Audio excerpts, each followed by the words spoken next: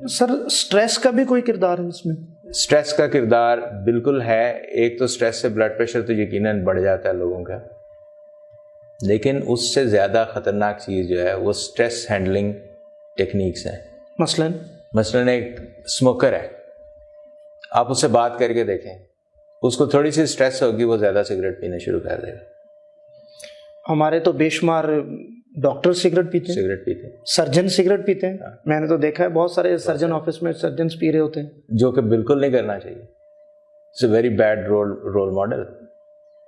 یعنی ایک آدمی جس کو ریگولر ایکسرسائز کی ضرورت ہے لیکن وہ ذرا کمزور دل کا ہے، تو جس دن اسے سٹریس ہوگی وہ کہے گا آج دل نہیں مانتا، آج میں آرام کروں گا. ٹھیک ہے. کچھ لوگ ہیں جو اپنی سٹریس کو کنٹرول کرنے کے لیے اور کھاتے ہیں، کہ وہ in a state of stress they like to consume more food, کہ اس میں شاید کوئی مزہ آتا ہے یا اس سے تھوڑی سی بوسٹ مل جاتا ہے. تو غم کو غلط کرنے والے جو ہمارے سارے طریقہ کار ہیں جو ہم نے فلموں میں ڈراموں میں بھی دیکھے ہیں، وہ سارے کے سارے انتہائی خطرناک ہیں. اگر سٹریس کے وقت سگریٹ بھی نہیں پینا اور آپ کہتے ہیں کہ کھانا بھی اور یہ ساری چیزیں، تو پھر سٹریس کیسے مینج ہو؟ اگر ایک بندے میں قدرتی طور پہ یہ فیکٹر ہے، جیسے میں اب کچھ لوگوں کو جانتا ہوں شاید جنہیں ہم کہتے ہیں ٹائپ اے پرسنالٹیز بھی بعض اوقات کہا جاتا ہے، کہ اگر ان کو سٹریس ہو تو وہ جب تک مسئلہ حل نہ ہو وہ بڑے پریشان رہتے ہیں. تو وہ کیسے اس مسئلے کو پھر حل کریں؟ دیکھیں، سٹریس کو مینیج کرنے کے بڑے خوبصورت طریقے ہیں، بڑے کریٹو طریقے ہیں. Exercise is one of the best methods to handle stress. اگر آپ کو بہت زیادہ اسٹریس فیل ہو رہی ہے اور آپ جم جانے کے عادی ہیں تو just go and do some treadmill. آپ پارک میں جا کے واک کرنی شروع کرتے ہیں، تھوڑی دیر میں آپ بہتر محسوس کرتے ہیں. اسٹریس کو ہینڈل کرنے کے لیے چھوٹی چھوٹی گھر کی روٹینز بہت ہیلپ فل ہے. مثلاً میں پرسنلی اس کو میں مذاق کے طور پہ نہیں کہہ رہا، dish washing is a wonderful technique. برتن دھونا جی. لیکن ہمارے ہاں تو ڈاکٹر صاحب جو برتن دھوتی ہیں خواتین، وہ ہر وقت لڑائی جھگڑے کی صورت اختیار کرتی ہیں. نہیں کرتے. آپ دیکھیں، یا شاید اسی وجہ سے خواتین کو ہارٹ اٹیک کم ہوتا ہے. ان کے تو اور ریزنز بھی ہیں، لیکن میں آپ کو بتا رہا ہوں جو چھوٹے چھوٹے کام جن کو ہم سمجھتے ہیں کہ یہ غیر اہم ہے یا ہم سمجھتے ہیں یہ ہماری مردانگی کے خلاف ہے. آپ اپنی الماری کی ڈسٹنگ شروع کر دیں، کتابوں کو ترتیب سے لگانا شروع کر دیں، تو 15-20 منٹ کے اندر آپ کی سٹریس کا لیول بہت نیچے آ جائے گا. آپ اپنے کپڑوں کی الماری کی ترتیب درست کرنی شروع کر دیں، you will immediately find a different phase of mind. بندے کا ذہن جو ہے نا ایک اور ڈائریکشن میں چلا جاتا ہے، ذرا اس طرف سے توجہ ہٹتی ہے، اور ساتھ ہی اس کو چیزیں ان آرڈر آتی ہوئی نظر آتی ہیں. یہ قدرت نے ہمارے دماغ کے اندر رکھا ہوا ہے، ہماری پرسنالٹی میں رکھا ہوا ہے. انسان کو جو اشرف المخلوقات بنایا ہے کہ اسے جو بے ترتیبی ہے وہ پسند نہیں ہے. تو آپ زندگی کی بڑی بے ترتیبی جو ہے، جو کائنات کے لیول کی ہے، جو ملک کے لیول کی ہے، صوبے کے لیول کی ہے، اپنے دفتر کے لیول کی، اسے ٹھیک نہیں کر سکتے. لیکن جو آپ کے اختیار میں، جب آپ اسے ترتیب میں لانا شروع کریں تو آپ کی سٹریس کا لیول بہت نیچے چلا جائے. ایک تو سر یہ ہو گیا، آپ کہتے ہیں کہ وہ اپنے ارد گرد کام کاج میں اپنے آپ کو مصروف کرے. اور کیا طریقہ کار؟ Music is a wonderful way of handling stress. اچھا.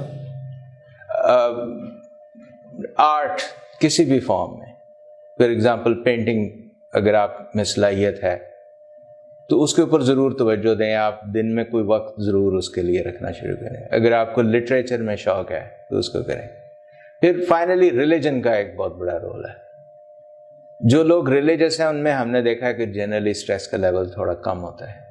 مذہبی لوگوں میں خاص طور میں مذہبی سے مراد وہ لیتا ہوں جو پریکٹسنگ ریلیجن کے، جو زبان کلامی نہیں، میں سمجھ گیا ہوں کہ ظاہر ہے جو بلیو کرتے ہیں، جو عمل کرتے ہیں تعلیمات کے اوپر. سب سے بڑی اس میں جو چیز پہلی ہے وہ یہ ہے کہ ہمارا ایک خالق کائنات ہے اور اس کے کنٹرول میں ہیں ساری چیزیں.